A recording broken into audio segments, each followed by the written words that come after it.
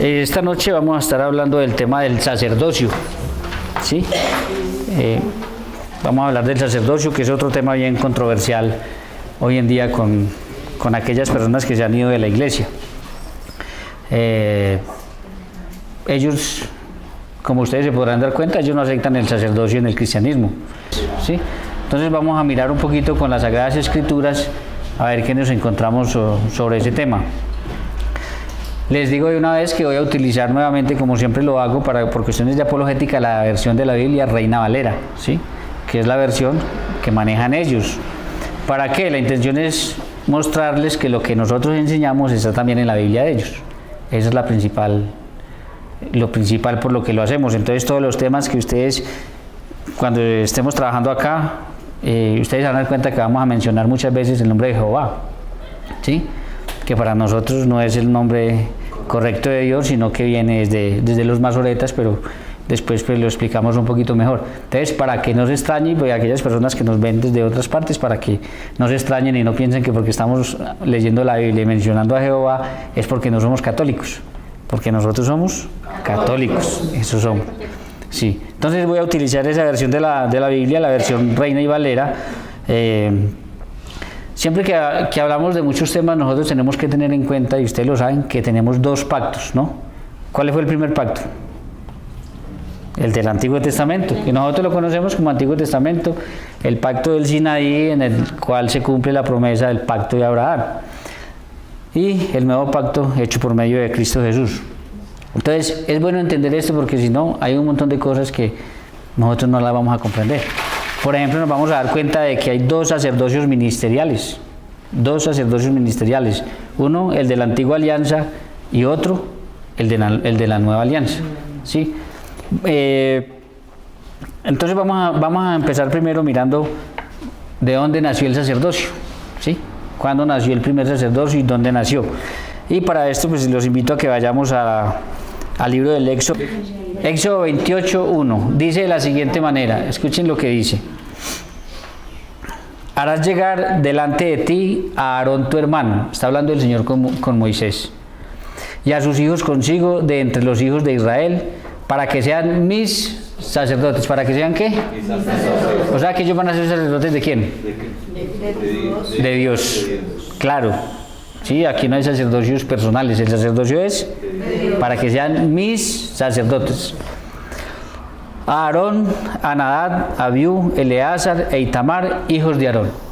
Entonces miren, vamos a ponernos un poquito en contexto. Miren, cuando hablamos de la oración, y ese es un tema que tenemos que volver a repetir para que lo podamos grabar y llegarle a mucha más gente, recuerden que cuando Dios no sacó al pueblo de Israel de la esclavitud de Egipto simplemente para que fueran libres. Sí era la intención que fueran libres, pero no fue solamente para eso. Porque la gente se enfoca en que los sacaron para que fueran libres, pero no se dan cuenta de que lo que le mandó a decir Dios al faraón es: deja salir a mi pueblo para que vaya a la montaña a adorar. ¿Sí?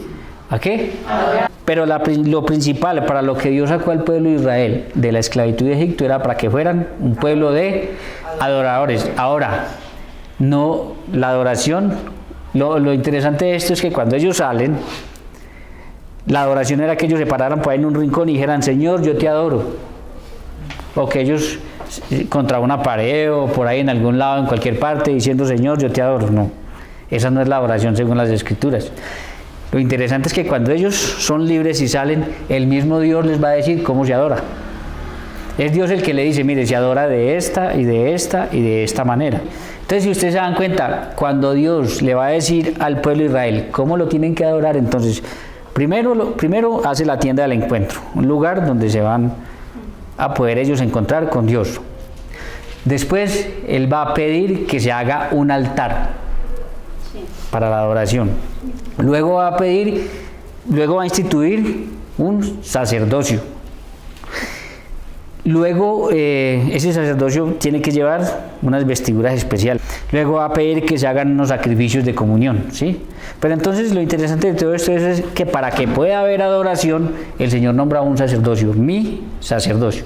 Fíjense qué interesante, todos los demás pueblos adoran diferentes dioses y tienen sacerdotes para adorar esos dioses. Y Dios dice, este va a ser el sacerdocio que me va a dar a mí un culto de adoración. Este. ¿De quién? Fíjese, de las 12 tribus que conformaban el pueblo de Israel, entonces él escoge la tribu de Leví, ¿sí? Pero de la tribu de Leví escoge a una familia en especial, a Aarón y sus hijos. Nadie, escúchenme, nadie que no fuera de la tribu de Leví, de una manera especial, de la familia de Aarón y sus hijos, no podía ser sacerdote. No, que yo era de la tribu de Rubén y soy un santo y tengo hasta alas y predico más lindo que los sacerdotes y hablo hermoso y soy digno, lo que usted quiera, y no podía. Tenía que estar dentro del orden que Dios había establecido.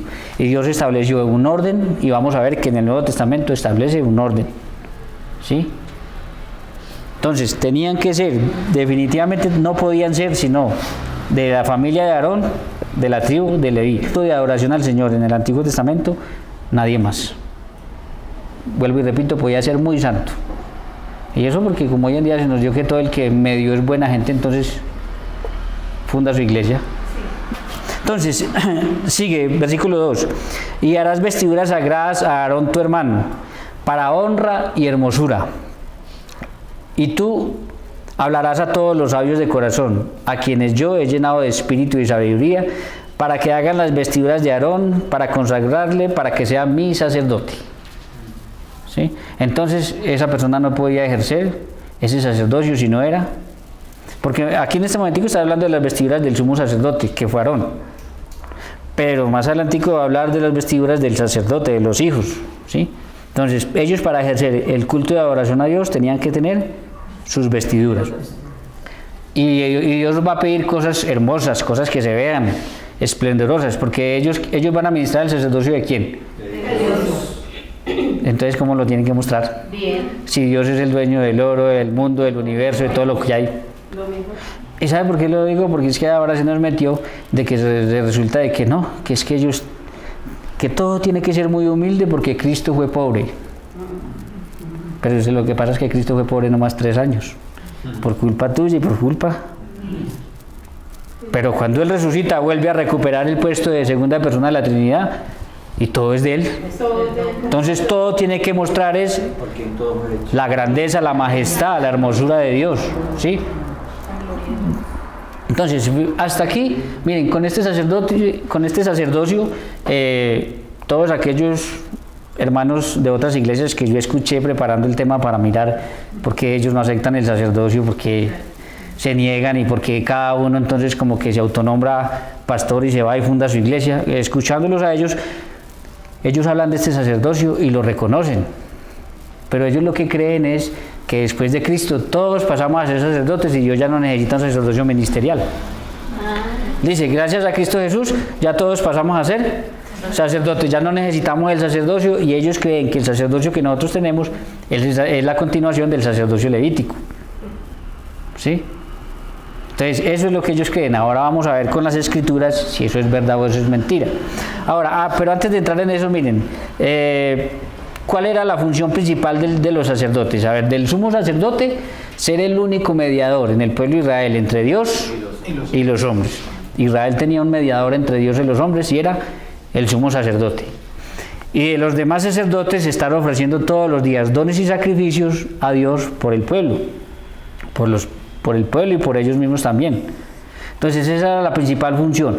Durante todo el Antiguo Testamento van a encontrar mucho sobre el sacerdocio, porque vuelvo y repito, no se le podía ofrecer culto de adoración a Dios si no era por medio de los sacrificios y por medio del sacerdote, no se le podía. Entonces vamos a mirar si es verdad lo que nuestros hermanos dicen, que con Cristo Jesús ese sacerdocio se acabó y que ya no se necesita un nuevo sacerdocio por Hebreos, y vamos a estar muy atentos. 7:11. Miren lo que dice: si pues la perfección fuera por el sacerdocio levítico, ¿cómo si la perfección fuera por qué? Por el sacerdocio levítico. Es decir, por el sacerdocio ¿de quién? Del Antiguo Testamento, de Aarón y sus hijos, ¿sí? Fíjate cómo sigue: porque bajo él recibió el pueblo la ley. Los sacerdotes eran los encargados de enseñarle ¿qué? La ley al pueblo. Mire lo que dice en forma de pregunta. ¿Qué necesidad habría aún de que se levantase otro sacerdote? Está diciendo que se eliminó, que se levantó un nuevo sacerdocio. ¿Qué está diciendo? Que con el que había suficiente. No, está diciendo que se levantó un nuevo sacerdocio. Se levantó no está diciendo que terminó, está diciendo que se levantó, es decir, existía uno, ahora va a existir otro nuevo. ¿Sí? Entonces va a haber, no se elimina el sacerdocio, sino que va a haber un sacerdocio que va a reemplazar al antiguo sacerdocio. Y la razón la da el mismo texto. Porque ese sacerdocio y esos sacrificios que ellos ofrecían no le daban santidad a nadie. No le daban perfección a las personas. El mismo texto lo está diciendo. ¿Qué necesidad habría aún de que se levantase otro sacerdote según el orden de Melquisedec? Entonces pónganle cuidado. Había un sacerdocio según el orden. Según el orden es según los ordenó Dios. Según la orden dada por Dios. Entonces había un sacerdocio de la tribu de Leví, de la familia de Aarón, según lo había ordenado Dios. Ahora, como ese sacerdocio no le dio perfección a las personas, entonces por eso dice, ¿qué necesidad habría, si le hubiera dado perfección a las personas, qué necesidad habría de que se levantase otro? Pero ya no un sacerdocio a la manera que levítica, sino a la manera de ¿qué? De Melquisedec. De Melquisedec. Lo estamos leyendo como que Jesús, bueno, sí va a ser el sacerdocio de Jesús así, pero en este momento donde vamos, de Melquisedec. Y son dos sacerdocios completamente diferentes. Uno es el sacerdocio levítico y otro es el sacerdocio de Melquisedec, y lo vamos a ver ahorita más adelante. Pero entonces fíjese, había un sacerdocio levítico, va a haber un sacerdocio nuevo según Melquisedec, y que no fuese llamado según el orden de Aarón. Sigue insistiendo en lo mismo, ya no va a ser un sacerdocio según la tribu de Leví y Aarón y sus hijos, sino según Melquisedec. Versículo 12. Ojo a esto, ojo, vamos a ver si es cierto. Mire lo que dice. Porque cambiado el sacerdocio. ¿Por qué qué? Cambiado. Mire, yo quiero insistir en esto. Estoy leyendo Reina Valera 1960 y quiero que quede grabado. ¿Por qué? Porque yo no sé si en la próxima edición cambien esto. Y como la costumbre es que cambian y luego dicen, no, mentiras, cambiaron los católicos, nosotros no. Entonces ahora que podemos grabar y que estamos leyendo de ahí, el día de mañana les podemos decir, no, cambiaron ustedes porque mire, sí, y si alguno de ellos me está viendo, yo le invito a que busque su Biblia. Estoy leyendo Reina Valera 1960 para que vean lo que dice. Dice, y cambiado el sacerdocio. Entonces, ¿qué fue lo que pasó? Cambió el sacerdocio. Hay un cambio, no se eliminó. Es decir, no fue que se desapareció ahí, ya todos somos sacerdotes como ellos dicen. Ahora vamos más adelante a ver la justificación de por qué lo dicen. Pero no fue eso, sino que hubo un cambio. Y ya lo viene explicando, ya no según Aarón y sus hijos, sino según Melquisedec. Entonces, porque cambiado el sacerdocio, necesario es que haya también un cambio de ley. Fíjense que ellos aceptan el cambio de ley. Bueno, ellos es que ya uno no sabe de quién hablar. Unos sí, unos no, unos a medias, unos que las leyes morales y otros que no, que las ceremoniales. Sí, están confundidos completamente en ese tema. Entonces, aceptan el cambio de ley, pero no aceptan el cambio de sacerdocio, dice. Entonces ahora vamos a mirar más clara la diferencia entre el sacerdocio del Antiguo Testamento y el sacerdocio del Nuevo Testamento. Adelantemos un poquito a Hebreos 10:1. Entonces está claro que la Biblia dice que lo que pasó fue que hubo un cambio de sacerdocio, sí hubo un cambio, se va a establecer uno nuevo. 10:1 dice, porque la ley, teniendo la sombra de los bienes venideros, no la imagen misma de las cosas. ¿La ley qué tenía?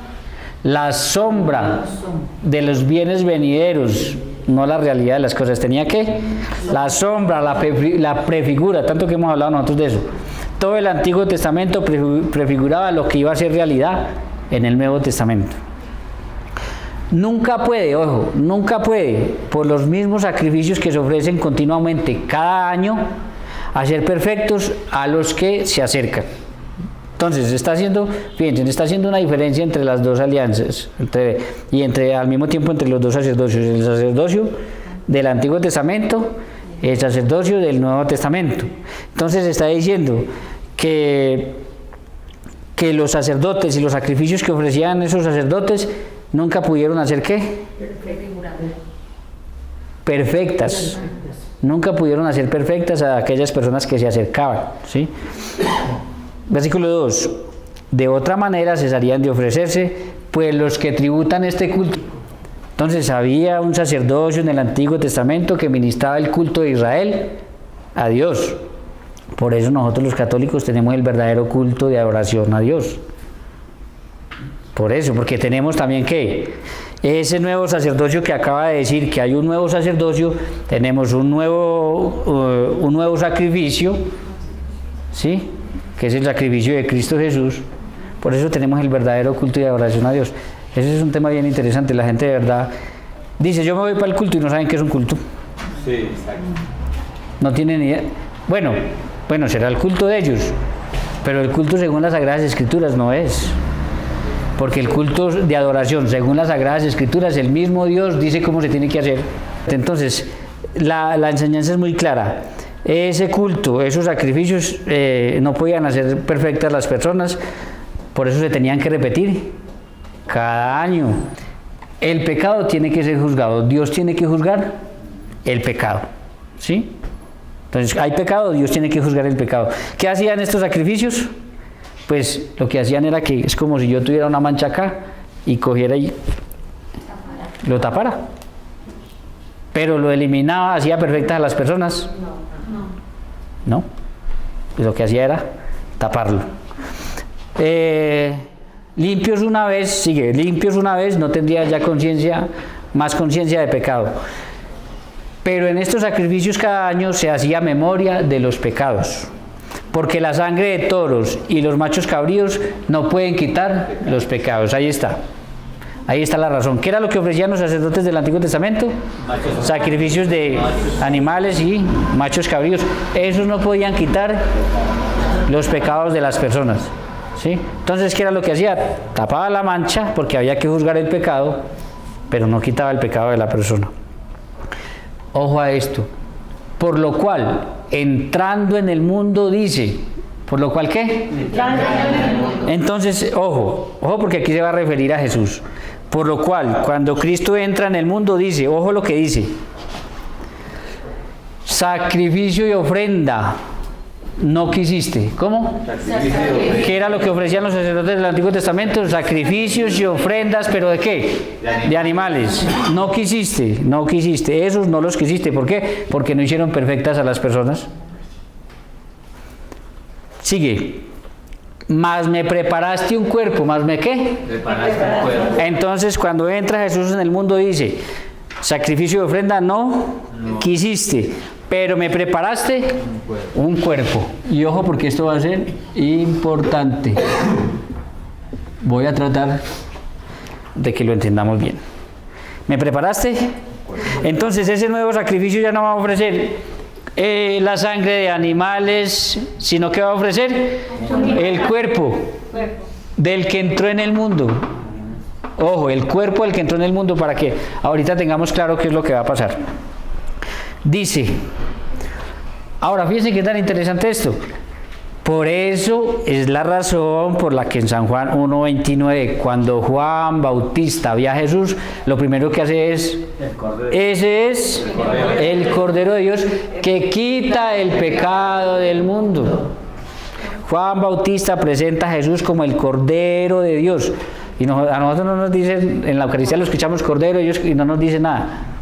Pero en la mentalidad judía ahí mismo era sacrificio o cena pascual hebrea. Inmediatamente a ellos, entonces ya no se va a ofrecer esos sacrificios de animales porque no hicieron perfectas a las personas. Se va a ofrecer el cuerpo del que entró en el mundo. Fíjense que lo sigue explicando. Versículo 6. Vuelve y repite. Holocaustos y expiaciones por el pecado no te agradaron. Entonces dije, he aquí vengo, oh Dios, para hacer tu voluntad, como en el rollo del libro está escrito de mí. ¿Se da cuenta que se habla de Cristo? ¿Quién hizo en todo la perfecta voluntad del Padre? Entonces fíjese que sí está hablando de Él. Cuando dice, porque alguien podría decir, ay, ¿por qué cuando dice entrando en el mundo dice, se refiere a Cristo? Ahí está claro.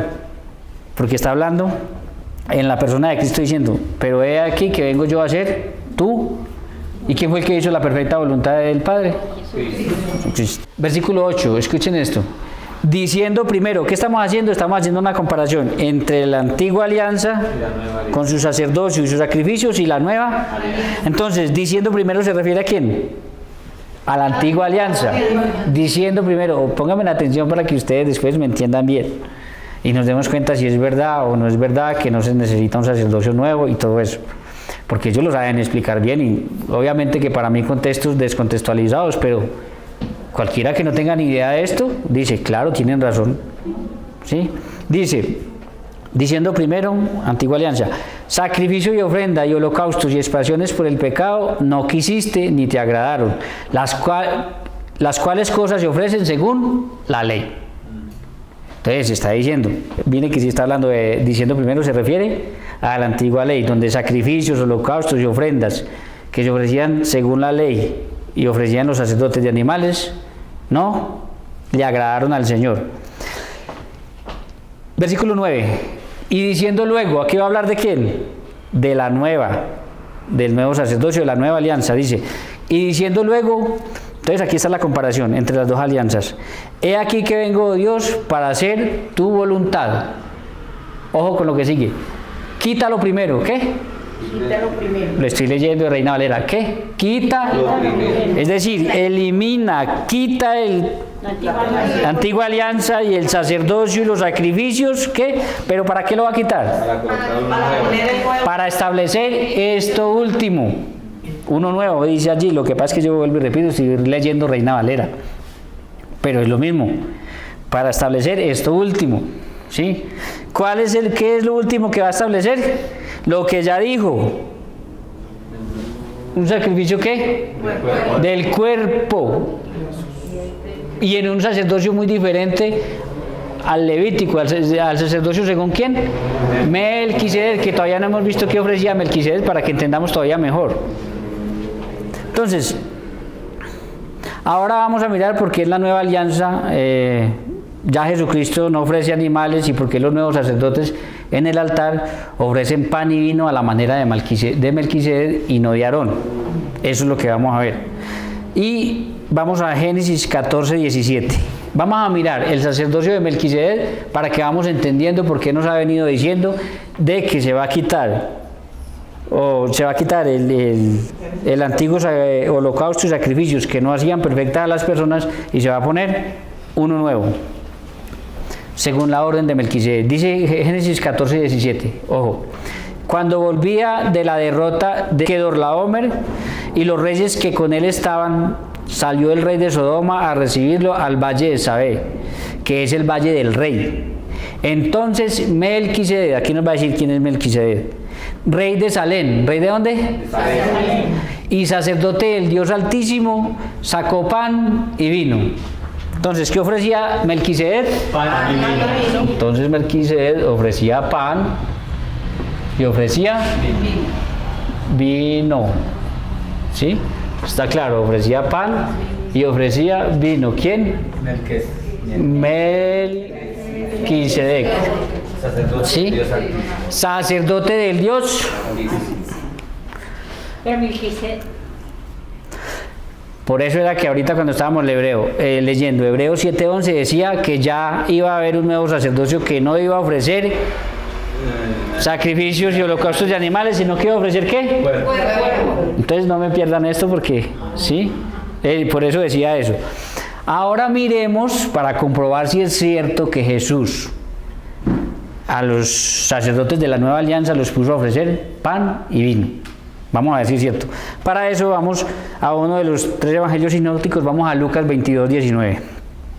Porque esto lo traen los 3 evangelios. Los 3 evangelios nos van a narrar eso. San Juan lo narra de una manera distinta, pero también nos va a decir lo mismo. 22, 19. Escuchen. Está hablando Jesús cuando se reunió a celebrar la última cena con sus discípulos. Y miren lo que dice, y tomó pan. ¿Qué tomó Jesús? Pan. Entonces vamos a poner aquí, espero que se vea Jesús. ¿Qué hizo Jesús? Tomó pan. Tomó pan. ¿Y quién ofrecía pan? Melquisedec. ¿Y el nuevo sacerdocio, qué iba a ofrecer? Pan. El nuevo sacerdocio, iba a ser según la orden de Melquisedec. Pero ya vimos que ofrecía pan y vino. Entonces Jesús tomó pan. ¿Sí? Tomó pan. Y dio gracias y lo partió y les dio diciendo, esto es mi cuerpo que por vosotros es dado. ¿Qué dijo Jesús? ¿Esto es mi qué? Cuerpo. Entonces miren a dónde llegamos. Me preparaste un cuerpo, me preparaste un cuerpo. Y aquí dice, esto es mi, ojo, este pan ya no es cualquier pan. Este pan es un pan que es mi, convertido en mi. Yo no sé si ustedes lo creen, pero yo lo creo, es palabra de Dios. Ya era hacer pan y cuerpo. Sí, entonces no es un pan cualquiera, es un pan a la manera de Melquisedec, pero ya no un pan cualquiera, sino convertido en qué. Y miren que Jesús lo dice, Jesús toma pan y dice, esto es mi, que por vosotros es entregado. Haced esto en memoria de mí. Ya me vuelvo a ese pedacito, pero voy a seguir aquí, para que nos quede más entendible el cuadro. De igual manera, después que hubo cenado, tomó la copa. ¿Qué tenía la copa? Vino. ¿Sí? Y según Hebreos, el nuevo sacerdocio iba a ser según Melquisedec. Si quieres lo completo para que pasa es que no sé si se vaya bien. Pero entonces, esto es Melquisedec, por si no lo alcanzan a ver bien, es Melquisedec. Entonces, después tomó una copa ¿con qué? Con vino. Diciendo, esta copa es el pacto en mi sangre. ¿Este qué? Es el pacto en mi sangre. Entonces, fíjense, en esto que Jesús está haciendo, está diciendo por qué el nuevo sacerdocio, ya no según los levitas, ya no según Leví, sino y Aarón y sus hijos, sino según Melquisedec, deben ofrecer a Dios como sacrificio pan y vino. El nuevo sacrificio ya va a ser pan y vino. Por eso Jesús esa noche, ahora me dirá alguien, ay, ¿por qué lo hizo esa noche y no lo hizo el otro día? Pues al otro día en la cruz, ¿cómo? Sí, porque no falta el que diga, pero es que lo hizo un día antes y estaba vivo. No, es que de verdad no falta. Entonces, lo hizo la noche antes precisamente por eso, y por eso la importancia de la última cena. Y de estudiar bien en qué consiste. Que además ustedes y yo ya lo vimos y que lo vamos a volver a hacer para grabarlo. ¿Se acuerdan qué pan fue el que tomó Jesús? El aficomen, que era un pan de los 3 que habían, que envolvían en un pañito blanco, lo escondían y luego salían a buscarlo, y el que lo encontraba, se encontraba un tesoro. Es decir, no, se encontraba un tesoro, no, le daban un regalo. De acuerdo a la economía, ellos son pudientes, hasta podía ser un carro si ellos tenían buen modo. Pero el Evangelio no nos dice quién encontró ese pan, porque la idea es que a Jesús, que fue escondido en una tumba, en un paño blanco, lo encontremos todos nosotros y recibamos ¿qué premio? La salvación. Entonces no era un pan cualquiera, era un pan que, como lo estudiamos ese día, representaba al mismo Jesús. Por eso dice, esto es mi cuerpo. Entonces, ¿qué tenemos? Que hay un nuevo sacerdocio. No es que se terminó el sacerdocio, hay un nuevo. Ojo, estoy hablando de sacerdocio ministerial, porque ahora les tengo que explicar una cosa. Hay un nuevo sacerdocio ministerial, hay un nuevo culto, hay un nuevo sacrificio en el que se ofrece el cuerpo de Jesús, ¿sí? Como culto y adoración al Padre. ¿Qué es lo que la gente deja para irse tras de alguien por ahí que se antojó de fundar su iglesia? Ahora, esto es importante. ¿Por qué los protestantes no pueden hacer esto? Porque me tengo que devolver al pedacito que les dije.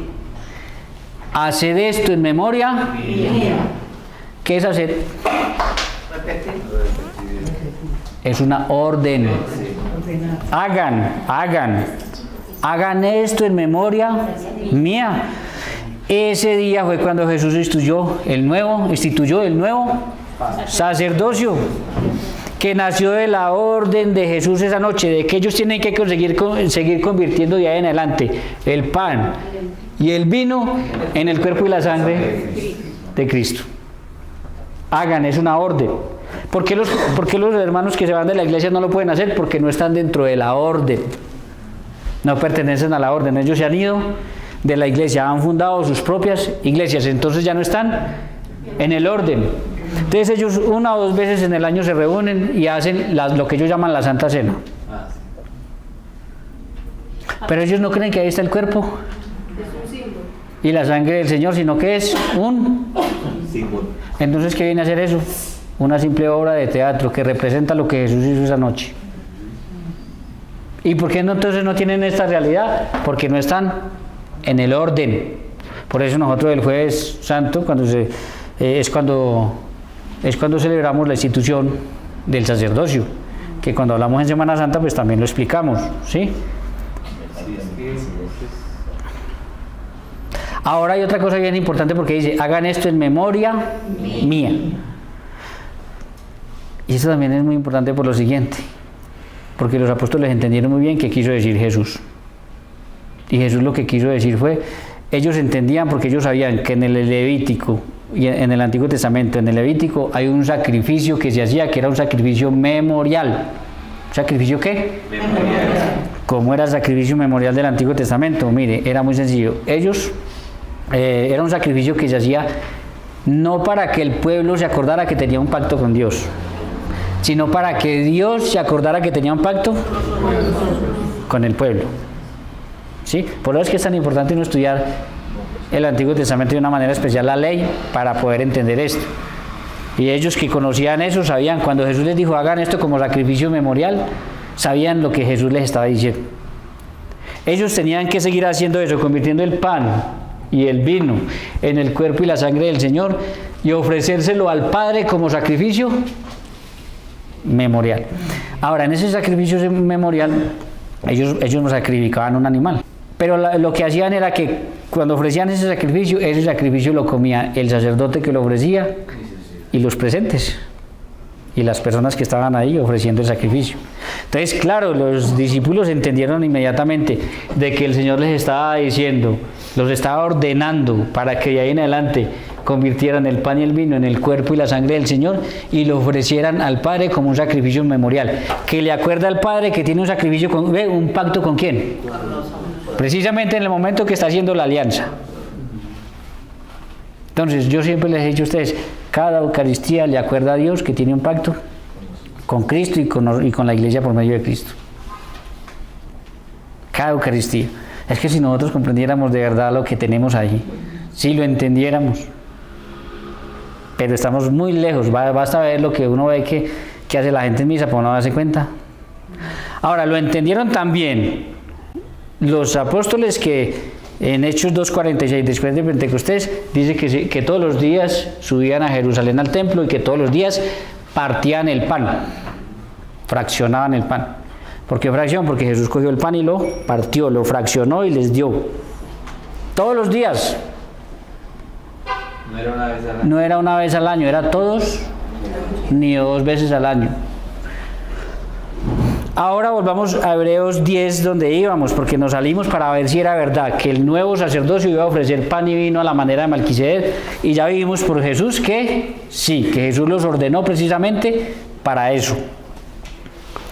Vamos otra vez al versículo 8, arranquemos otra vez desde el versículo 8, dice así: diciendo primero, sacrificio y ofrenda y holocaustos y expiaciones por el pecado, no quisiste ni te agradaron, las cuales cosas se ofrecen según la ley. Y diciendo luego, he aquí que vengo, Dios, para hacer tu voluntad. Quítalo primero, anula, elimina lo primero, para establecer esto último, para establecer esto último. Por eso Jesús dice, hagan esto en memoria. Sí, hagan.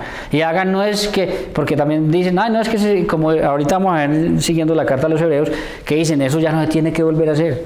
Entonces Jesús, ¿para qué mandó esa noche que lo hicieran? Si no se tiene que volver a hacer. Son contradicciones de las que no se dan cuenta por descontextualizar. Ojo, en esa voluntad, ¿en esa qué? Sigue el texto diciendo, en esa voluntad. ¿Voluntad de quién? De Dios. En esa voluntad de Dios, no del Papa, de los obispos, de los curas y de nosotros. En esa voluntad de Dios, ojo. Somos santificados. ¿Somos qué? Santificados. ¿Sabían ustedes que la Eucaristía nos santifica? Sí sabían que aunque de verdad nosotros no entendamos lo que ocurre ahí, ojalá cada vez lo entendiéramos más. De que aunque uno ve todas las cosas que pasan y la gente parece que estuviera como en la casa, en la sala de la casa, saluda a todo el mundo menos al Señor primero. Es como si yo llegara a la casa suya y me metiera de una a la sala y no la salude a usted y me ponga a hablar con los que estén ahí. Y tantas cosas que estamos haciendo, tantas, es que son muchas cosas las que estamos haciendo mal ahí. A pesar de eso, ¿la Eucaristía qué? Nos santifica. Qué interesante. La Biblia sí dice que la Eucaristía nos santifica. La Eucaristía es el sacrificio de Cristo, ¿no? Pero aquí nos va a decir cómo nos santificamos. Mediante la ofrenda del cuerpo de Jesucristo. Mediante la ofrenda, es decir, lo que van a ofrecer los sacerdotes de qué? Del cuerpo de Cristo, en las especies de qué? Del pan. Él mismo lo dijo, ¿no lo dijo él? Que veo unas caras. ¿Está enredado? No, no está enredado. Mediante la ofrenda del cuerpo. Entonces es mediante la Eucaristía, la ofrenda del cuerpo de Cristo, que somos santificados. Pero ojo con lo que viene aquí, hecha una vez y para siempre. Sí. Entonces dicen ellos, ¿vio? Se hizo una vez y no se tiene que volver a hacer. Uno de los que escuché decía, los católicos es que no se han dado cuenta, llaman la Eucaristía sacrificio. Sí, sacrificio de Cristo. Y matan a Jesús en cada Eucaristía, vuelven y lo crucifican y lo matan. Y es que no se dan cuenta que la Biblia dice que fue hecho una vez y para siempre, que no se tiene que volver a hacer. Es que no conocen la carta a los hebreos. Sí la conocemos. Sí la conocemos. Porque eso no es lo que está diciendo ahí. Así lo ven ellos, pero no es lo que está diciendo ahí. ¿Saben qué está diciendo? Que no se puede ofrecer otra cosa. Miren, ningún sacerdote. Ustedes se han dado cuenta porque a la gente nos dice que la misa porque siempre es lo mismo. Sí. Pero es que la misa es lo mismo y lo mismo.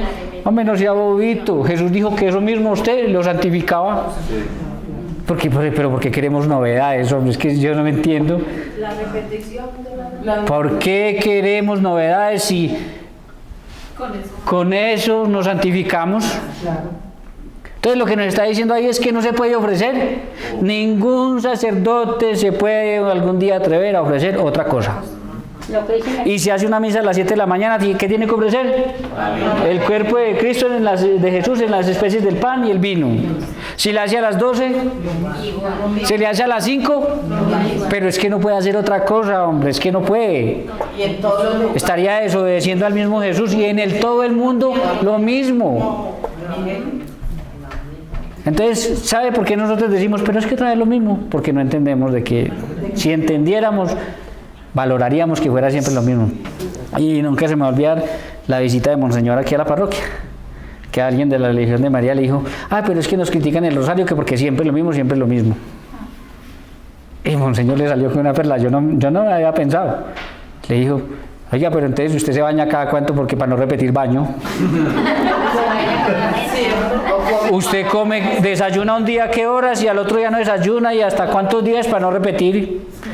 Él nos dijo, ¿acaso no se dan cuenta que la vida es repetir? ¿Cada cuánto duerme para no repetir sueño?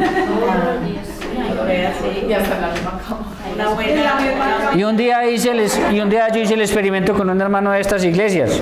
Un día hice el experimento con uno de ellos de esas iglesias. Yo le dije, oiga, qué curiosidad. Yo obviamente ya sabía. Yo quisiera saber cómo es el culto que ustedes dicen que le tributan a Dios allá. Pues yo quisiera saber. Sí, claro. Entonces llegamos, canto, animación. Bien. Luego oración, alabanza, pidiendo Espíritu Santo, agradeciendo. Bien. Luego predicación. No lo mismo que los católicos, no. No lo mismo, predicación. Después, oración por sanación, milagros, todo eso. Después, hay que recoger la mía, ¿no? Ay, no, si quieres se la van a perdonar. Después entonces, más alabanza, canto, oración para despedir. Y yo le dije, bueno, ¿y a los 8 días qué haces? Y me miró así, se dio cuenta. Y me dijo, lo mismo. Y yo, ¿y a los 15? ¿Lo mismo? Yo le dije, entonces está cometiendo pecado de repetición. Eso no es lo que dicen que hacemos nosotros. Pues claro, están cometiendo el mismo pecado de repetición que nos critican a nosotros. Entonces vale para nosotros, pero para ellos no. Es la misma cosa, hombre.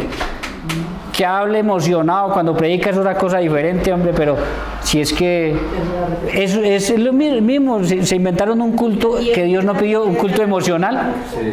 Se inventaron, pero es lo mismo. Entonces, ¿por qué nos critican? Ahora tenemos la respuesta de por qué. Porque no podemos ofrecer. No se puede ofrecer otra cosa. Por eso siempre es lo mismo, pero vuelvo y les digo, bendito Dios que por medio de eso, que siempre es lo mismo, nos santificamos. Y mire que lo estoy, vuelvo y repito, de la Reina Valera lo estoy leyendo. Van a decir después, ay, eso lo cambiaron los católicos. ¿Sí? Entonces, una vez y para siempre significa que se tiene que hacer en el año 100, en el año 200, en el año 500, en el año 1000, en el año 2000, en el año 5000 y hasta que Cristo venga. ¿Cuál será la única iglesia que viene haciendo eso? Lo mismo. No, pues, no, habrá mucho que sí. Ahora, vale la pena recordar también que eso mismo pasaba en el Antiguo Testamento. Cuando Dios ordena un sacerdocio, ordena un altar y unos sacrificios, ellos no podían ofrecer. Y no se les ocurrió, sí se les ocurrió, pero ya vamos a mostrar más adelante qué les pasó. Tenían que hacer, mire, desde la época de Moisés hasta Jesús, ofreciendo lo mismo. Y ellos felices porque es que están ofreciendo lo mismo, pero fue lo que Dios pidió. ¿Por qué nosotros no estamos felices con la Eucaristía si estamos ofreciendo lo mismo, pero fue lo que el Señor ordenó y pidió? ¿Pero por qué? Si no seríamos ¿sí? libres. Entonces piensen, démonos cuenta de verdad de eso. ¿Cuándo se cesaron de ofrecer los sacrificios según la orden, según la tribu de Leví y el sacerdocio de Aarón y sus hijos? Historia, muchachos, años 70, destruido el templo de Jerusalén. No se podía hacer en otra parte que no fuera. Entonces, precisamente la carta a los hebreos nos está diciendo por qué se destruyó el templo y por qué ese culto se trasladó al cielo. Pues eso es lo que nos está diciendo. Ahora, vamos a ver si es cierto lo que nuestros hermanos no católicos dicen, que no, que entonces eso se acabó porque es una vez, era una vez y para siempre. ¿Sí? Ellos dicen, ahora ya no, nosotros no tenemos que ir a un cura a confesarle nuestros pecados, porque ahora tenemos un sumo sacerdote ante Dios y no tenemos que ir a un cura ni confesarle nuestros pecados, ni pedirle que ruegue por nosotros, ni eucaristías, ni nada de eso.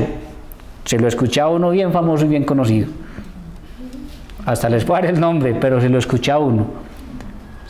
Entonces vamos a ver si es cierto.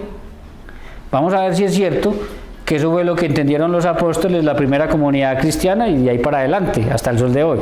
Si entendieron lo que ellos entendieron o si le entendieron más bien a Jesús. Para eso vamos a 1 Corintios 11:23. Primera de Corintios 11:23. Escuchen lo que dice el apóstol Pablo aquí. Ojo, porque yo recibí del Señor, ¿de quién? Del Señor. Pero si Pablo no fue apóstol directo de Jesús. ¿Pablo fue discípulo de Jesús? No. ¿Y qué está diciendo aquí? ¿Yo recibí de qué? ¿Y él de quién lo recibió? De los apóstoles. Entonces, el que recibe de los apóstoles está recibiendo directo de... Claro, si Jesús fue el que dio la orden. ¿Se dan cuenta? Pablo, que no fue discípulo directo de Jesús, dice, yo recibí del Señor.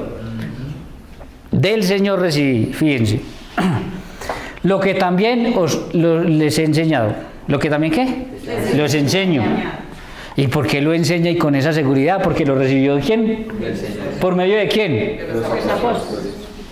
Lo recibió del Señor por medio de los apóstoles y por eso lo enseña. ¿Qué enseña? Escuchen. Que el Señor la noche que fue entregado tomó pan. ¿Qué ofrecía Melquisedec? Miren. Y habiendo dado gracias lo partió y dijo, tomad y comed, esto es mi cuerpo que por vosotros es partido. ¿Qué dijo Jesús en la noche? Tomen y coman que esto es mi cuerpo. Miren que está haciendo San Pablo. Es que San Pablo está haciendo ustedes no se han dado cuenta que lo que San Pablo estaba haciendo es lo que hacemos en cada Eucaristía. ¿Dónde escuchan ustedes esas palabras idénticamente igual? Bueno, no sé si suena feo idénticamente, pero ¿dónde escuchan ustedes eso? En cada Eucaristía ustedes escuchan, porque el mismo Jesús la noche que fue entregado tomó pan, dando gracias lo partió, lo bendijo, ¿sí? Entonces San Pablo está diciendo lo que él como ministro del Señor enseñaba en ese tiempo en la Eucaristía. Todo lo contrario a lo que ellos dicen, que se acabó y que ya no hay necesidad. No, Pablo lo está enseñando, lo dice, lo recibí del Señor y fue por medio de los apóstoles y ahora lo estoy enseñando. Pero ojo con lo que sigue. Haced esto en memoria de mí. Está diciendo que lo hace porque recibió una orden directa del Señor, que fue el que dijo, hagan esto, hagan, el día que ordenó el sacerdocio. Versículo 25. Asimismo tomó también la copa, después de haber cenado, diciendo, esta copa es el nuevo pacto en mi sangre. ¿Qué tomó después? La copa. ¿La copa con qué? ¿Y qué era lo otro que ofrecía Melquisedec? ¿Y qué fue lo que dice la carta a los hebreos que tiene que ofrecer el nuevo sacerdocio? ¿A la manera de quién? Y no de Aarón y los levitas, ¿sí? Porque eso no hizo perfectas a las personas. Dice, asimismo es el nuevo pacto en mi sangre. Haced esto todas las veces. ¿Qué? Haced esto todas las veces. ¿Qué quiere decir? Que lo tienen que seguir haciendo, se tiene que seguir haciendo. Y claro, si fue una orden de Jesús, se tiene que seguir haciendo. Porque no lo hagan ellos, porque no, bueno, no sé por qué, pero que no lo hagan ellos, pero los verdaderos discípulos de Jesús lo tienen que seguir. Haced esto todas las veces que la bebiereis en memoria de mí, lo mismo que hizo Jesús. Hagan esto en memoria mía. Así pues, como sacrificio memorial que ya les expliqué. Así pues, todas las veces que ¿qué? Que lo van a hacer, que comieres de este pan y bebieres de esta copa, ¿que qué? Que comieras de este pan y bebieras de esta copa, que por la orden de Jesús a los sacerdotes esa noche se convierte en ¿qué? En el cuerpo. Cada vez que comieres de este pan y bebieras de esta copa, ya no cualquier pan, sino convertido en cuerpo y la sangre del Señor,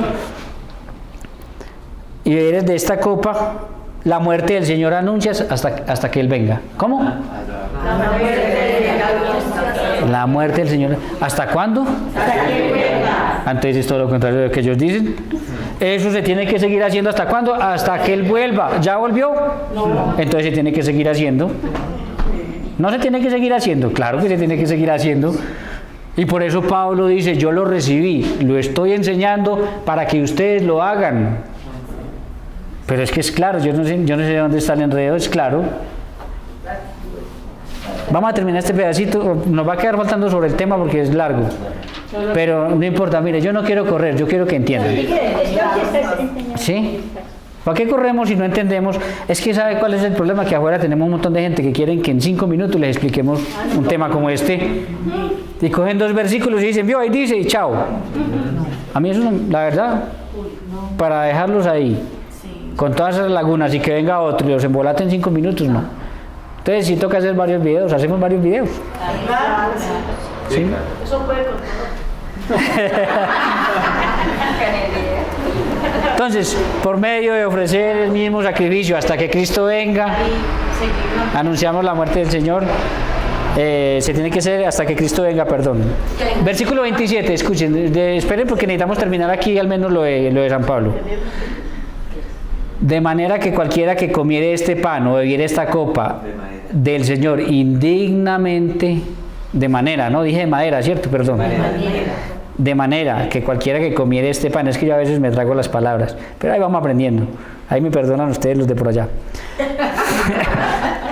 De manera que cualquiera que comiere este pan o bebiere esta copa del Señor indignamente será culpado del cuerpo y la sangre del Señor. ¿Será culpado de qué? Del cuerpo. Del cuerpo y la sangre del Señor. ¿En qué especies? Pan y vino. Pan y vino. Es que miren que es claro. Ahora yo les hago una pregunta. Ellos dicen, no, eso es simbólico. ¿Usted cómo peca contra un pedazo de pan y una copa de vino? Ajá. Si usted peca contra eso es porque hay algo más. O usted peca contra un pedazo de pan. Usted peca contra un poquito de vino. Si usted comete pecado es porque ya no es pan y vino, sino el cuerpo y la sangre del Señor. Es que no nos damos cuenta. ¿Acaso no nos damos cuenta de eso? Si es claro, para que haya pecado contra eso es porque es mucho más que pan y vino. Versículo 28. Por tanto, pruébese cada uno a sí mismo y coma así del pan y beba de la copa. Otra vez pan, copa con vino. Porque el que come y bebe indignamente sin discernir el cuerpo del Señor, juicio come y bebe para sí. En la versión católica dice, come y bebe su propia condenación. Pero ojo, aquí a mí alguna vez me lo explicaron mal y lo hemos entendido también mal. Ojo, dice, no está diciendo que el que come en pecado, está diciendo que el que come sin discernir, es decir, el que come sin darse cuenta que ya no es pan y vino, sino el cuerpo y la sangre del Señor, come y bebe su propia. Ahora, una cosa lleva a la otra. Si yo soy consciente de que ese pan y ese vino es el cuerpo y la sangre del Señor, pues yo tengo que estar limpio para recibirlo. Pero a nosotros nos enseñaron como que la primera parte, lo que no se podía hacer era comulgar en pecado, porque eso era lo que decía, y realmente lo que dice es el que no reconoce, el que no se da cuenta que no es pan y vino, sino el cuerpo y la sangre del Señor, come y bebe su propia condenación. Y a mí me da mucha pena, yo lo hago con mucho cariño, pero otra vez me toca decirle a ellos que cuando ellos hacen la cena del Señor, ellos no creen que ahí está Jesús real y presente en su cuerpo y en su sangre, pero aún así comen el pan y toman vino. Y mire lo que dice. ¿No se dan cuenta? Y lo hago con mucho cariño porque si alguno me está viendo tiene que más bien meditar y pensar. Y mirar muy bien cuando le dicen las cosas, para eso se estudia. Vuelvo y le repito, nosotros queremos una iglesia light, que todo sea en 5 minutos y ya. Y entendimos, y mire todo lo que... No, mire, es que nos hace falta un montón de temas y va donde vamos. Ya por hoy, para que no se me duerman más. Entonces creo que en la próxima, entonces terminamos con el tema de sacerdocio, que de verdad vale la pena que nos... Es más, yo creo que todos los católicos debiéramos de saber esto. Entonces, nos vemos la próxima semana, que Dios los bendiga y... Voy a hacer una pregunta.